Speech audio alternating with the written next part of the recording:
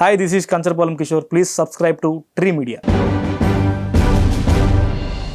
మొత్తానికి పొలిమేర కిషోర్ కుమార్ నుంచి కంచర్పాలెం కిషోర్ కుమార్ గా ఒక నేమ్ అయితే తెచ్చుకున్నారు. Kancharapalam Kishore. మీకు ఏ నేమ్ తో ఉండటం ఇష్టం? Obviously నాకు ఏదైనా పర్లేదు. Kancharapalam Kishore is the proud film name. మా ఊరు పేరు. నేమ్. మా ఊరు కూడా పేరు అదే కంచరపాలెం. ఓకే. వైజాగ్ లో కంచరపాలెం ఉన్న ఏరియా మాది. ఇంతకు ముందు యాక్చువల్లీ మీ థియేటర్ ఆర్టిస్ట్. అవును. అక్కడ ఒక పర్సన్కి ఒక ఆర్టిస్ట్కి ఎంత రెస్పెక్ట్ ఇవ్వాలి అనేది ఎగ్జాక్ట్గా అంతకన్నా ఎక్కువ ఇస్తారు నాకు తెలుసు. కరెక్ట్గా ఉంటాయి టర్మ్స్ అన్నీ. బట్ ఇక్కడికి వచ్చేసిన తర్వాత వన్స్ మీరు ఏంటి అని ప్రూవ్ చేసుకునే వరకు కూడా ఆర్టిస్ట్కి ఇవ్వాల్సిన గౌరవం కూడా ఇవ్వరు. అవును, అది చాలా ఫేస్ చేశాను నేను కూడా. ఓకే. అంటే అందరూ నా కోసం తెలియదు చాలా మందికి. అంటే అంత నేను ఫుల్గా కమర్షియల్గా సక్సెస్ అయిన యాక్టర్ని ఇంకా ప్రజెంట్ అయితే కాదు నేను. సో అటువంటి నేను కూడా ఫేస్ చేశాను. బట్ చెప్పాను కదా మేడం, నాకు కాంప్రమైజింగ్ అలవాటు, నో ప్రాబ్లం.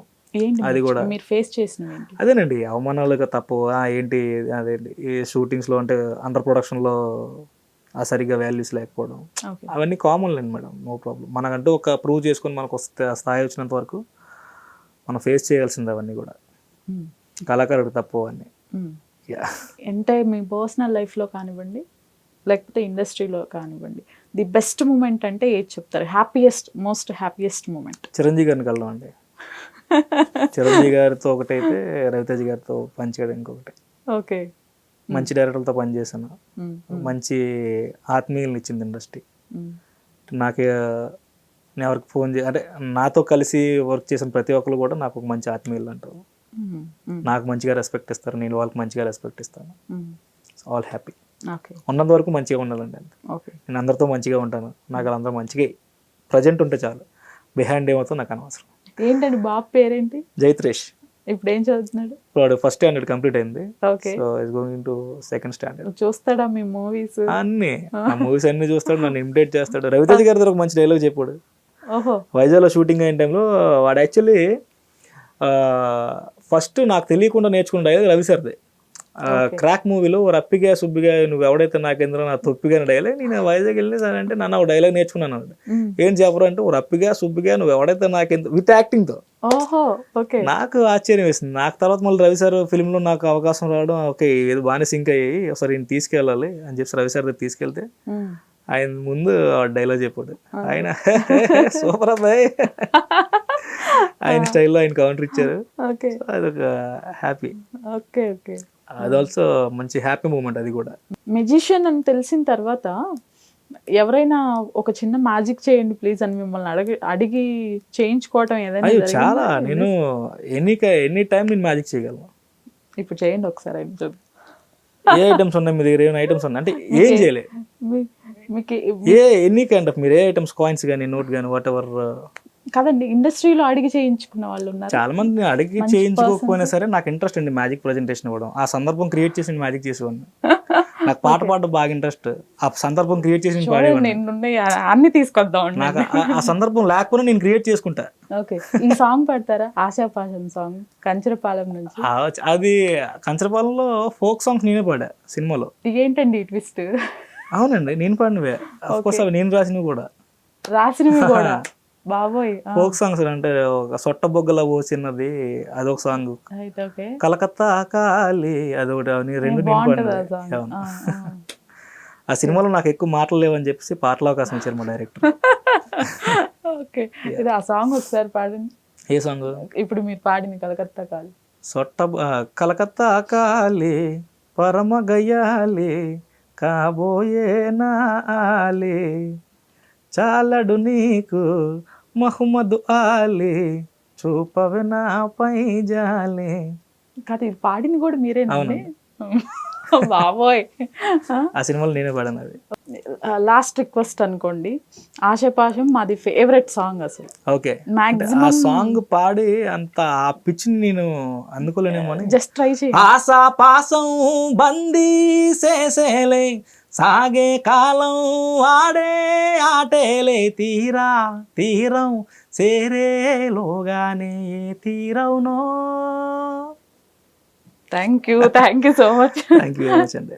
నేను ఇందాక అన్నాను చూసారా, Yeah. ఈ 24 క్రాఫ్ట్స్ లో ఇది ఒక్కటేనా అండి, ఇంకా ఏవైనా ఉన్నాయా అని. చూడండి Interested అంతే. ఇప్పటికే ఎన్ని బయటకు వచ్చాయి. Yeah. రైటింగ్, సింగింగ్, డాన్స్ లో కూడా నేను ఫస్ట్ మంచి డాన్స్ అని డాన్సర్ చెప్పారు. అండి. నేను చాలా ఫ్లెక్సిబిలిటీ ఉన్న డాన్సర్ నేను. ఏదైనా ఒక అవకాశం అయినా వచ్చిందా ఈ లేదు. ప్రూవ్ చేసుకోవడానికి లేదు. డాన్స్ లో? ఏం ఓకే ఓకే, ఫ్యూచర్ లో వస్తుందేమో లేండి, చూద్దాం. మేబీ. రైట్, మా కోసం ఒక చిన్న మ్యాజిక్. ఈ టిష్యూస్ అనేది మీరు దేనికి యూస్ చేస్తుంటారు? జనరల్ గా వైప్ చేసుకోవడానికి. ఈ టిష్యూలో ఒక ఇంపార్టెంట్ ఉందన్నమాట. ఇప్పుడు టిష్యూ అలా ఓపెన్ చేసి నేను చేసాను, చింపేశారు. మళ్ళీ ఏం చేశాను, చింపుతున్నానా, చింపినట్టు మీకు కనిపిస్తుందా? చింపుతున్నారు. చింపుతున్నాను. ఈ టిష్యూస్ నేను జస్ట్ ఇలా ఫోల్డ్ చేసా. Okay, anything in my hand is they know. Perfect చూడండి. మీరు చింపిన టిష్యూస్ ఇక్కడ ఉన్నాయి. జస్ట్ వన్, నేను ఇలా పెట్టాను ఇట్లా. Just 1 2 3 start. ఆబ్రక్ దాబ్రానండి. ఆబ్రేక్ దబ్రా.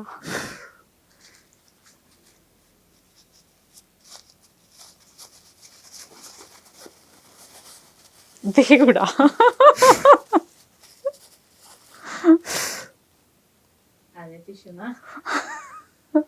ఈ టిష్యూ అనమాట ఇది. ఈ టిష్యూ నేను ఫోల్డ్ చేస్తున్నా. పర్ఫెక్ట్ చూడండి. Okay same folding. ఓకే, చూడండి ఇక మళ్ళీ ఏం పెట్టాను అనుకుంటారు. Just back side, front side. Okay, మళ్ళీ చేతిలో పెట్టి జస్ట్ 1 2 3 స్టార్ట్. హాబ్రక్ దాబ్రన్న కదా. పట్టుకోండి ఒకసారి. ఆ టిష్యూని ఓపెన్ చేయండి. బాబోయ్. సో ఇట్లా మనం మ్యాజిక్స్ చేస్తూ ఉంటాం అనమాట. సూపర్. ఇది చిన్న చిన్న మ్యాజిక్స్. ఇలా చాలా స్టేజ్ వచ్చేసరికి ఐటమ్స్ అన్నీ మారుతూ ఉంటాయి. స్టేజ్కి డౌస్, అంబ్రెలాస్, ఓకే, స్టిక్స్ అట్లా. కానీ ఆ ప్రొఫెషన్ ని వదిలేసినందుకు ఏమైనా బాధపడ్డారా? బాధపడ్డానంటే మాకు ఎప్పుడు Feb 20లో మెజిషియన్స్ డే, పిసి సర్కార్ గారి బర్త్డే సందర్భంగా మెజిషియన్స్ డే అవుతుంటుంది. మా అసోసియేషన్ అంతా ఒక పెద్ద ఈవెంట్ కండక్ట్ చేస్తాం. అందరూ మెజిషియన్స్ పార్టిసిపేట్ చేస్తారు, నేను చేయను. ఓకే, సో అక్కడ చిన్న బాధపడుతున్నారే, చేయాల్సిందే అనేసి. అసలు ఎన్ని డేస్ ప్రాక్టీస్ చేశారు, ఎన్ని మంత్స్ ప్రాక్టీస్ చేశారు దీనికోసం? మీరు చెప్తే ఆశ్చర్యపడతారండి. మ్యాజిక్ నేను ఒక పూటలో నేర్చుకున్నాను. నా ఫ్రెండ్ని అడిగాను, అంటే what is the magic, just introduce మీరు అంటే. మ్యాజిక్ అంటే ఏంటి, magic is nothing but this అని నాకు ఇంట్రడ్యూస్ చేశాడు. తర్వాత అంతా నా సర్చింగే. తర్వాత ఒక 5000 రూపీస్ పెట్టి కొన్ని ఐటమ్స్ కొన్నాను. వాడు డెమో ఇస్తాడు స్టార్టింగ్. డెమోతో ఒక షో వచ్చింది నాకు. డైరెక్ట్ స్టేజ్ అటాక్ చేసిన తర్వాత నాకు సమ్ అమౌంట్ వచ్చింది. దాంతో మళ్ళీ ఐటమ్స్ కొన్నాను. మళ్ళీ ఇంకో ప్రోగ్రామ్, దాంతో కొన్ని ఐటమ్స్ కొన్నాను. అలాగ నా ప్రోగ్రామ్స్ ఎక్స్పాండ్ అవుతున్న కొద్ది ఆ ఐటమ్స్ కూడా ఎక్స్పాండ్ అయ్యి అలా ఎక్కువ ఐటమ్స్, నెంబర్ ఆఫ్ ఐటమ్స్ నేను ప్రజెంట్ చేసేవాడిని. ఎన్ని షోస్ ఇచ్చారండి ఇప్పటి వరకు? అలా చాలా ఉంటాయి మేడం, 500 అబౌవ్ ఉంటాయి. ఎట్లా అబ్రాడ్ కంట్రీస్ అలా కూడా వెళ్ళాలి? Only hotels, birthdays, marriages, half sorry functions, any kind of functions. నేను ఈవెంట్ కావాలనుకుంటే నేను మ్యాజిక్, యాంకరింగ్, సింగింగ్ అన్ని ప్రోగ్రామ్స్ చేసేవాళ్ళు. కాయిన్స్ తో కూడా ఒకసారి చేసి చూపించండి సార్. సరే, ఇప్పుడు కాయిన్ ఇలా ఉందండి, మీకు కాయిన్ చూస్తున్నారు. ఈ కాయిన్ ఇలా చూపించిన కాయిన్ ఇలా వ్యానిష్ చేయొచ్చు, ఇలాగంటే ఇలా వస్తుంటుంది. ఇదే కాయిన్ని జస్ట్ మీ కళ్ళు మిమ్మల్ని మోసం చేస్తూ ఉంటాయి. ఇక్కడే ఉంటుంది కాయిన్, బట్ అది లేనట్టు ఉన్నట్టు కనిపిస్తూ ఉంటుంది అనమాట.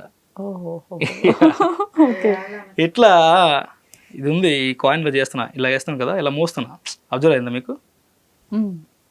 1 కాయిన్ మళ్ళీ ఇక్కడే ఉంది, మీకు కనిపించదు. సో మనకి ఫింగర్స్తో ఆ ఫాస్ట్ మూమెంట్స్ ఇక్కడ వ్యానిష్ చేసి మీ దగ్గర నుంచి తీయడం ఉంటుంది. చాలా చేయొచ్చు. ఎలా అండి మీ బాబుకి నేర్పిస్తున్నారు ఇప్పుడు ఇవన్నీ? వాడు స్టార్టింగ్ లో మ్యాజిక్ నాది చిన్న ఐటమ్స్ ఉంటే చేసేటోడు.